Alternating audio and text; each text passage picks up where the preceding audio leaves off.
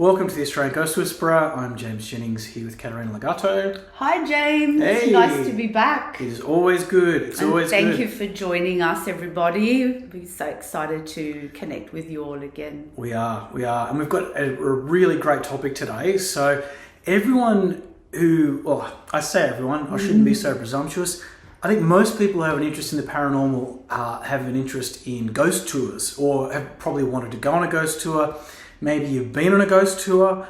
I know that they're quite popular, and there's various places in cities and towns around the country where, and the world where you can do them. But ghost tours aren't all they seem. And Caterina, as you can imagine, has a little bit of insight to offer us on ghost tours. So, Kat, tell us, ghost tours, are they a good thing, a bad thing? What's your opinion? Okay, so as far as ghost tours go, unless you are very capable of really protecting your energy, Right. can be quite a dangerous situation because you're walking into a haunted environment. And anytime you're walking into a haunted environment, you are going to make contact with lost souls. Now, some of those souls can be quite aggressive. Some of them can be just looking for a nice person to attach themselves to, or a nice home to follow you to. So these are the dangers of going to a haunted environment and a haunted these ghost tours. I'm not a fan of them, only also because I feel where you have a lot of lost souls in an environment, they're already quite lost, afraid and frustrated. And then you've got these buses of people coming in and out and just aggravating the situation. So I'm sorry, I know that there's a lot of fans of, haunted tours, but I'm not a great fan of them. I just feel like, it's something that we perhaps don't need to do. I would be more encouraged to say, let's get lots of healers like myself and let's heal these environments. Let's bring light. Let's help them to cross over, because also we're helping again the planet in itself, where these stagnant places exist with very old trapped energy. We're helping to release and clear these places rather than keeping them here. And all they're really doing is holding that negative space within the city where they are, within the country. So I feel, and I know like you've got places like Scotland, England, where you have all those haunted castles. I mean, those castles are beautiful, and don't need to take them down. But imagine if we cleared them all and we sent all those ghosts home, and they were just beautiful structures that people could go and visit and admire. And I just feel that is a better solution than using them as places of entertainment. That's my personal opinion, because I, for 30 years of doing this work, have crossed over so many souls. Like 30 years, I've probably crossed over millions of lost souls, and most of them are quite afraid. It's such a terrible thing to die and feel so lost and not know where to go and not know what's going on. And so I've come across these spirits, and it's really quite sad. They actually need a lot of help, a lot of healing to help them to go home. So, yeah, I mean, look, people are probably going to be quite creeped out by the idea that ghosts and entities can attach themselves to you and actually follow you home. They do. They can. Well, I have had that happen multiple times where my place, or where I've been living at the time, has been fine, and stuff starts happening, and I just somehow know that it's occurred. Because they're so lost, they're often looking for a particular space where they can feel at home, that reminds them of home. So when you walk into a haunted environment, the spirits there are looking to connect with something or someone that feels familiar. So you might find that you've got, the spirit might feel connected to you because there's something familiar about your energy and their energy. It might I'm a be good cook. That you're maybe it's that. I'm a good cook. It can be a creative energy. They connect with whatever feels familiar that they enjoyed when they were in the physical world. Okay. So they often will look to connect with a person or an environment. The issue is that once they've connected with you, you will act as a battery for them, where they will draw on your energy to continue existing in the physical world, because they still need some sort of energy for their spirit to continue being here, because it doesn't really belong here anymore. It doesn't resonate with physical 3D anymore. So they need to, take the energy of another living being in order to give them the energy to stay here. So that's how that works. That's why they will always be looking for someone that they can attach to. Yeah, right. And one of the biggest things that I've found, with people when I go and clear their homes, is that the first thing they say to me is, we're always so tired. We wake up tired no matter how early we go to bed. We always thought, and that's because those spirits in that haunted environment are draining them, attaching to one of their chakras and draining them. Well, I've definitely been used as a spiritual battery before. I know. I'm sure you have. Yeah. But in terms of ghost tours, so have you encountered any stories about people who have gone on these ghost tours and something has decided to follow them home afterwards? Endless Oh, ones. really? Endless people have come to me that after a ghost tour have had a definite negative experience. One that I remember very clearly is of a young boy. He was probably back then only around 13 years old. And, the mum took them on a ghost tour.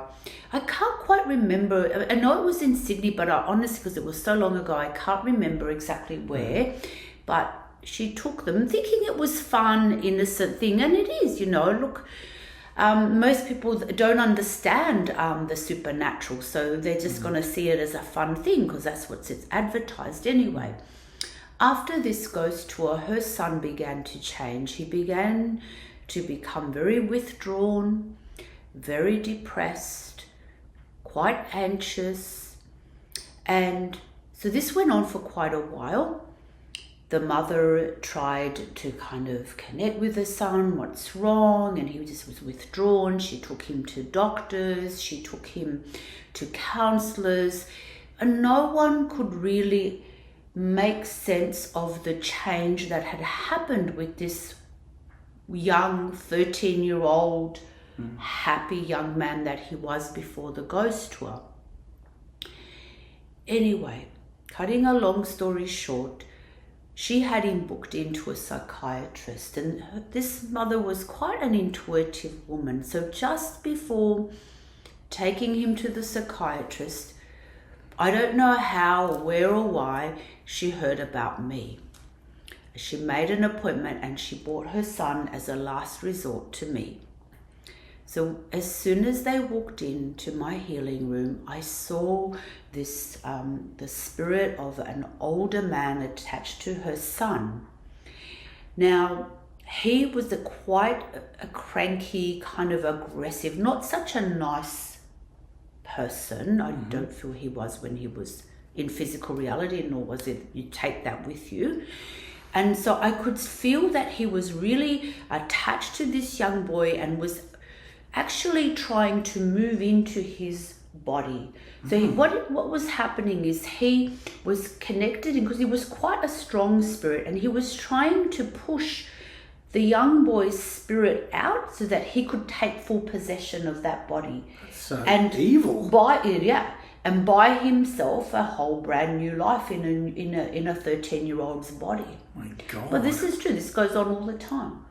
So lucky that they came in time, because sometimes it can be where it's beyond help. Right. I've had cases where the spirit's just gone, or is just hanging on a shred. There's been like a walk-in take over the body, and you can't move it out.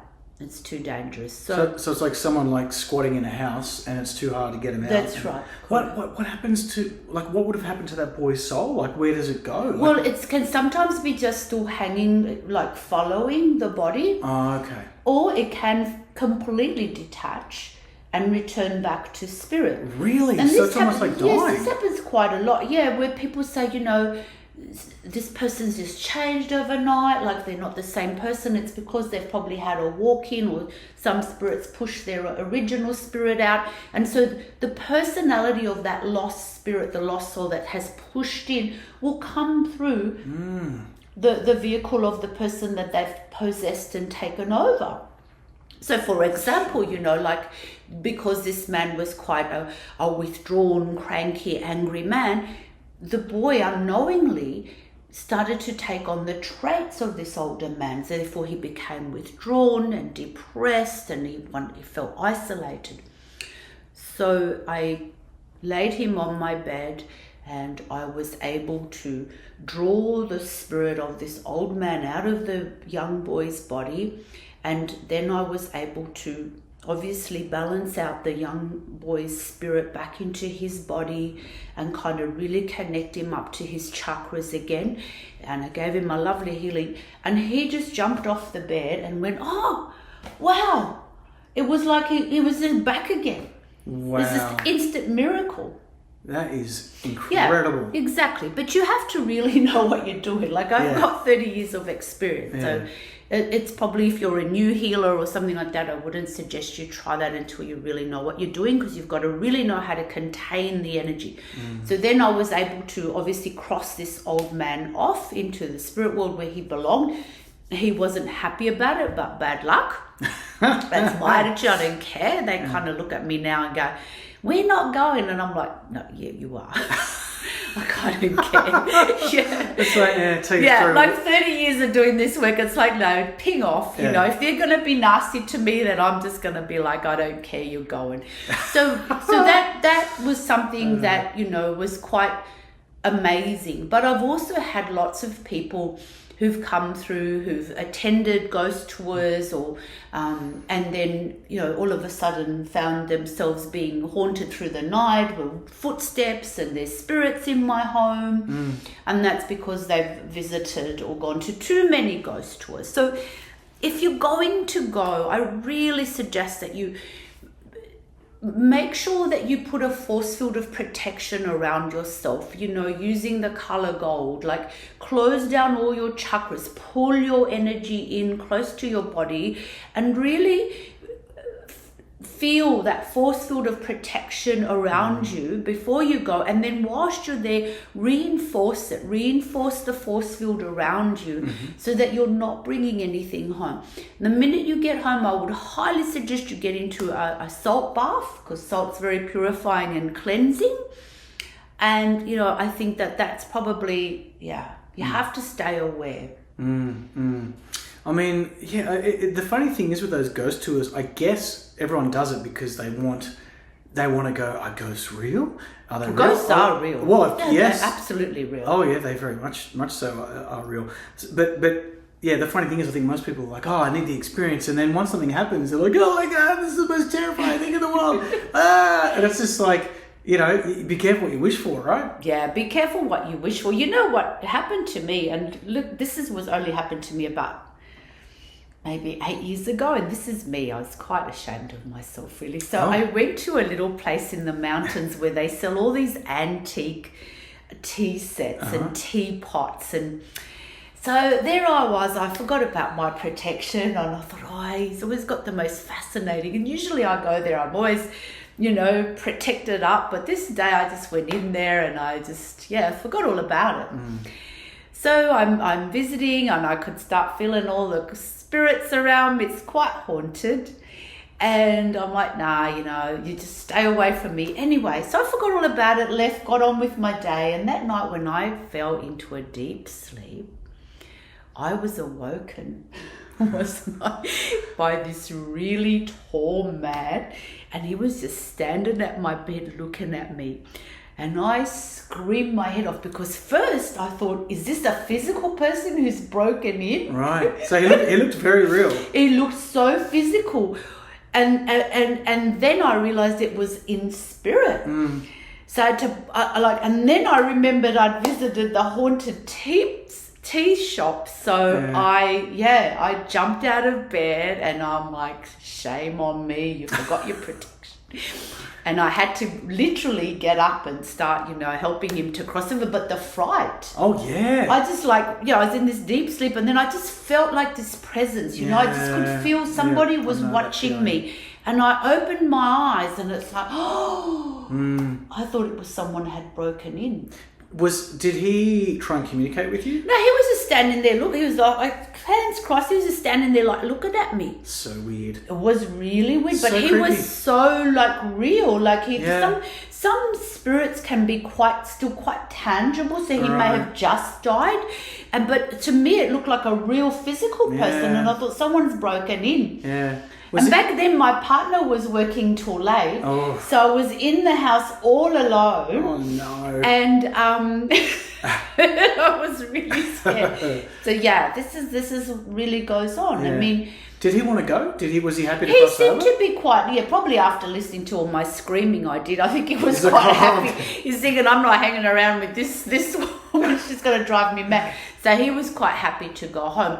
But look, I think that sometimes people call me all the time that they're feeling and sensing spirits, even if they're not going to a haunted environment. Sometimes you can go into a shopping centre. I mean, they can be hanging around anywhere. I mean, sometimes people are going to cemeteries to visit loved ones, and there can be a lot of lost souls hanging around in cemeteries. So I think it's really important to always remember your protection.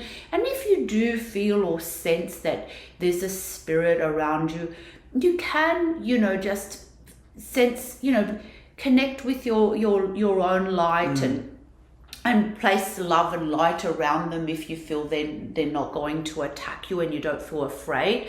And just encourage them to cross over, encourage them to look up into the light, and often there will be someone waiting for them, so someone that's familiar to them. It could be, a past family member, or sometimes even pets will show up to encourage them to cross over. Okay. So this is the easiest way of dealing with them. But if you're going to feel scared and you're just then probably don't tackle it at all and get into contact with somebody that can help you with it. Right. And you mentioned antique stores. Are antiques? Oh, I love antique stores. Are they usually quite haunted though? And Yes. so why? Why? You know why? do they- Often because of all the houses I've cleared where people have bought a lot of antique furniture, and the spirits attached to the furniture. So spirits can kind of follow. So it could be a particular piece that they love that they had in their home. So they follow that piece because you don't have boundaries when you're dead. Yeah. So you could be following somebody on the other side of the planet who's just bought some piece of furniture that you just once upon a time used to own. So remember, once you're out of the physical 3D container, it's all there. It's all there. There's no limitations to where you can go. Speed of light, you can think of somewhere and just be there. Right. So I've had messages from, spirits and my ancestors who live in Italy, and I live in Australia, and I've had them come and visit me and say hello to me. Yeah. There's no boundaries when you're in spirit form. Yeah. Yes. Everything you're free. Yeah, I was going to say, I love a good table as much as the next person, but not enough to haunt it. Why? You know what I mean? Surely you got better ways to spend your time when you've passed over than haunting furniture. Yeah, I know. But most but people are afraid. Some people are just afraid of the death process, and when it happens, they don't quite understand where to go. So they hold on to what's familiar. Of course, it's natural to hold on to what's familiar. I mean, you look at, when COVID hit and all the changes that we had to begin to accept, and we all felt like we wanted to hold on to what was familiar, what we knew. We didn't want to give up our old lives and go into these changes. So imagine for them, they've just died, and not everybody follows a spiritual path. Not everybody believes in the afterlife. I've had lots of spirits show up to me who have died and didn't believe in the afterlife, and it's like, where the hell am I? What am I doing? Where do I, so all of these things will happen when that person dies. They're all those fears or the things they didn't believe in go with them. That's why, again, I always encourage people to spiritually develop, get to connect with yourself, connect with your spirit, connect with the divine light within, and get to know thyself. Know that you're so much more. We're not. This is nothing. This 3D is just a temporary body that we're in. Yeah. But our spirit is eternal, and it's endless, and we can experience whatever we like once we die, and we're out of the limitation of the 3D body. Now, back to the ghost tours for a second. How do the ghosts who are in a particular property, house, building, whatever, how do they feel about these tourists coming in and people walking through? Like, I mean, obviously you can't speak for all ghosts, but like, do you get a sense of how it is from their perspective? Well, so like I said, a lot of them are already quite disturbed, and most of them want to be left alone, so they don't quite enjoy it, and that's why they will attack people if they're able, if they've learnt that ability to sort of attack and attach themselves or follow them home. They will be looking for a quieter environment. So it's not enjoyable for the lost souls, really. Well, yeah, well, if they don't enjoy it and there's the risk of, them coming home with people, then it doesn't sound like it's a good idea at all. Yeah, I think the better idea, the better option would be that many of, light workers are coming together and sending light to these haunted environments and helping these souls to cross over so that we don't have all this stagnant and old energy in these places, because it's like our planet has its own meridians. So when you've got all these haunted environments, the meridians of the planet become stagnant and blocked, and so it creates more of an unhealthy planet. Whereas if we're crossing them over, we're opening up the meridians and we're allowing the light to come through, and we're helping to raise the frequency of the planet, rather than keeping all these old stagnant energies all over the planet. I also think, that there's a great deal to be said about, sending love and light and being able to clear a lot of hospitals where there's a lot of deaths, unfortunately, and even the old people's homes, like they could do with a good light and clearing. Yes, it would be wonderful if more of the spiritual tools could be used in these places. Unfortunately, we have a way to go still before you can walk into a hospital and say, look, could we clear this hospital? I've spent many a sleepless night, being in a hospital overnight when my daughter was young and things like that, where, it was full on all night. Even if I'd wanted to nap, I couldn't, because there was always someone wanting to come and talk. And they can often, spirits can sense when they know that you can see them, and it's like, oh wow, here's someone that can see me, so I'm going to go over and have a chat to her. Look, I've been to hotels where, again, hotels are another place where there's lots of spirits, and like I've cleaned my room and it's like I want to be left alone, and then they're trying to come in from other rooms because there's someone there that can see us, and I'm literally like going, get stuffed, I'm not here. So if we could all come together more as spiritual and use our powers that we all have to bring more light into the planet, then we could help raise these lost souls and help them to go home and help them to heal also, rather than using them as vehicles of entertainment. Yeah, that makes sense. And in terms of getting them attaching to you as well, I actually have a story that also involves you, as many of my supernatural stories do. Several years ago, I was like, I've got a bit of a bad back, so I would go and get like a back massage, like say once a month, once every 6 weeks, something like that. And I was going to see someone in the city to do it for me, and I would have periods where I wasn't having any supernatural like disturbances at home, no spirits in my room, whatever. And it just seemed like every few months they would come back, and I'd be like, oh man, because someone's trying to wake me up at night. I can see something in the room. Like, it just kept happening, and each time it happened, I would call you, and say, hey Kat, I've got something in my room, and Kat being the good Ghostbuster she is. Just a energy Kat, I get many of these phone calls from my friends. Oh, bless you, Kat. It's fun. It's almost like you get the spiritual vacuum out and you go you get them out of there, you extract them. So and I remember you kind of going, what's going on? Because you get rid of it, and then 6 weeks, 8 weeks later, it kept coming back. And I don't know if I figured it out or you figured it out. I don't know. Oh, actually, no, I do remember now. The person who was giving the massages, I think, came to see you because I told her about you. And she had all those spirits attached to her. Yes. Because she was drawing them out of people. Yes. And then when her vessel was so full, she dropped them into people, yes. So you have to be very careful where you go. Yeah, so even though I was just getting, a back massage, she was doing spiritual work in that same room, but she wasn't closing the room down properly. Clearing the space. She wasn't doing all of the techniques that you use. So as a result, the place was, built up. Jammed full of spirit. She had them attached to or whatever. So every time I was going for a back massage, I was picking up a bloody spirit who'd come and follow me home. Yeah, that's right. And I kept on going what the fuck is going on?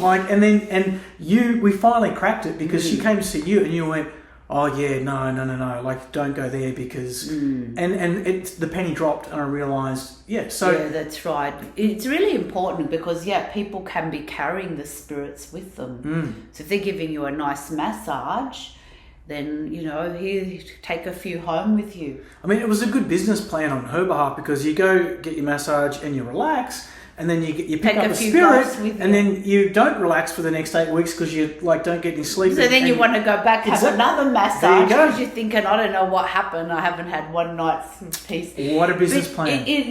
But again, I always encourage people to learn some techniques to keep their spaces protected and keep themselves protected. Also, especially if you're dealing with the public.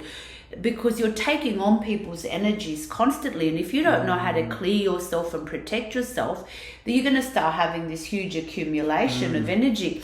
That reminds me of a very, very funny story. This was years ago when I first started out in my work, and there was this client and she was doing massage.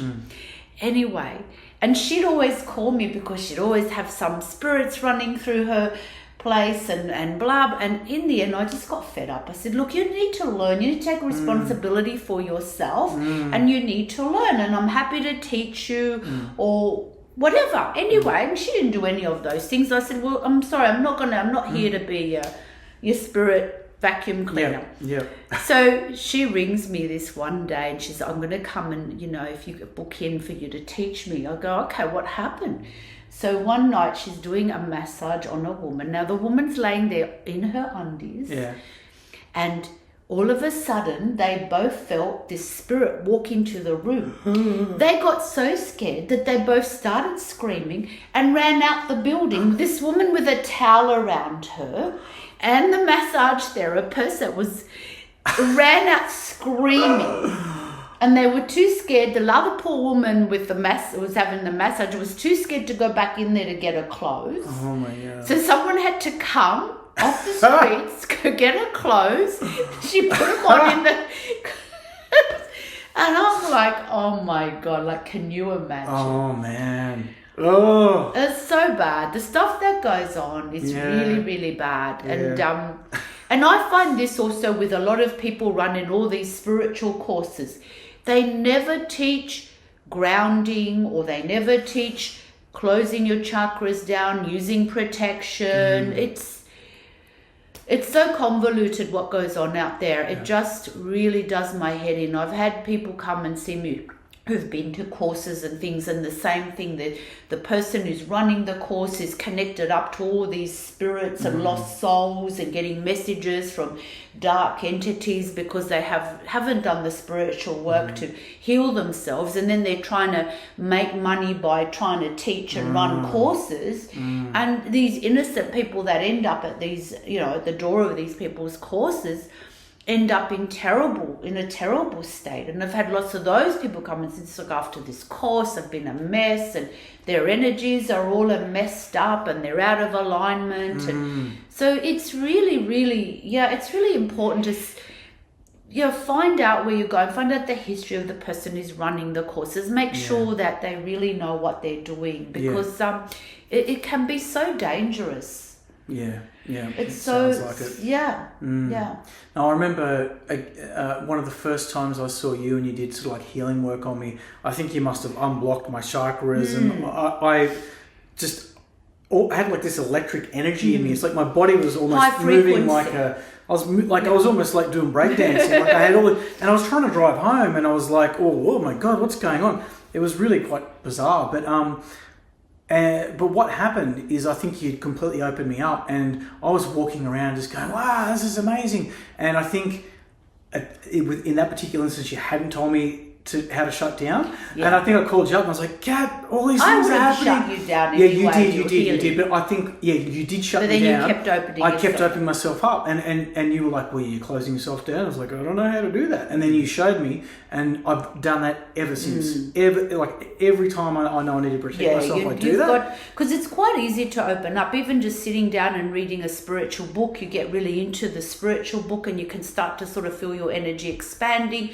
and opening up. So it's quite easy to open up your energy. So when you become aware that you're too out there and you're not, you're quite floaty, this is not a good state to be in constantly. It feels quite fun, but you need to reground. You need to bring your energy in very close, ground into Mother Earth. Feel your feet as though they're growing roots into Mother Earth. Go through and shut down your chakras, push them back into your body, and use some sort of shield of protection over yourself. Yeah, absolutely. And even after doing meditation and things like that, because it also helps to contain the energy and the healing that you received in that meditation. But if you're open all the time, then you're always going to be inviting in.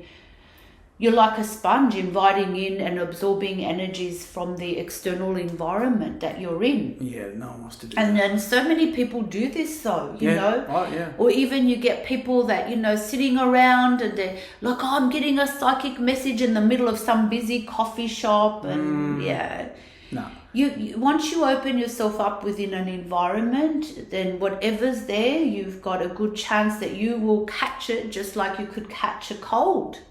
Yeah, that sounds like a bad idea. Yeah, so it's really important to keep your energies protected. It's a big responsibility. I had to learn that. That was one of the most biggest things I had to learn before I stepped into this work, was how capable I was of protecting myself against the energies that I was going to come into contact with. Yeah. And that took quite a long time and a commitment for me to do that. Yeah. And there was many times early in my career where I'd forget. And then I'd pay the price for it. Yeah. Where I'd be haunted or spooked to death, or I would just sort of feel so lightheaded that I'd almost like pass out. So people who are very empathetic, and they listen to people, they've got friends who are constantly telling them about their problems, and they take on all the pain of that person. And it's, you can still be a compassionate, caring person, but don't internalize people's pain, even if they are your best friends, because when you internalize people's pain, then you're lowering your vibration, and you're allowing yourself, your energy to be taken from you, and therefore your ability to protect yourself is just not going to be there. Yeah, okay.